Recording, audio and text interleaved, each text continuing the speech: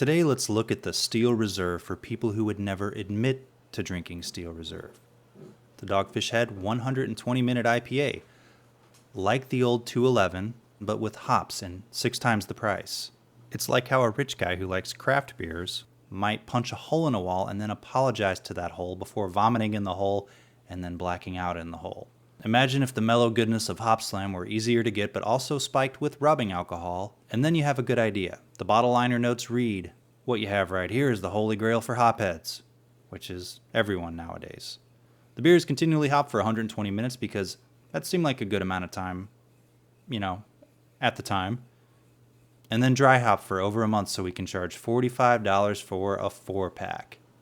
Enjoy now or age for a decade or so. Oh, cool, yeah, I'll just let that beer chill in the fridge for 10 years because I have that kind of self-control.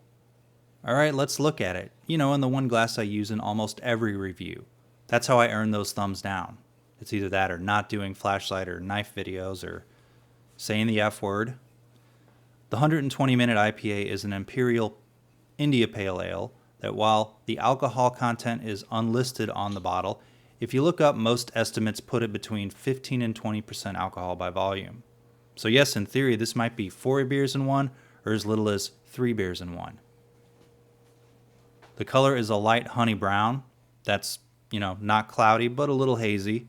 And then the thin foam on top doesn't last for more than a few minutes because it's not an overly carbonated beer. Let's play What's That Smell? Now, I've had this one other time before, maybe last year, I think, and I don't remember there being such a strong smell of alcohol as there is in this one. But yeah, I get that alcohol with some sweetness and malts and a little hoppy. It's balanced, but the gist of the aroma is, this shit don't play. Taking some sips confirms this and immediately tells you it's not here to fuck around. The alcohol in this particular one is right on the nose. It's the first thing you taste. It's like a quadruple, but with hops. It's not the piniest of IPAs, and I distinctly remember the other time I've had it, remembering it was more mild and enjoyable. To me, it's a beer I only want to sip. It's not refreshing. Unless, of course, I were an insufferable asshole. I wish I could pretend to get more flavor out of it, but it's a little too heavy for me. Mouthfeel is a little prickly with a dry finish, and if syrup were as thin as water, and that phrase made any sense, it'd kind of be like that.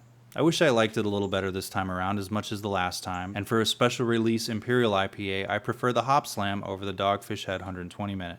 It's mellower and has the ability to not only be sipped slowly and nursed, but also be refreshing.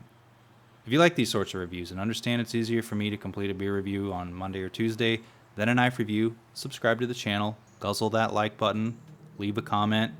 Stay tuned for my knife review tomorrow unless an asteroid between now and then decides humanity has overstayed its welcome.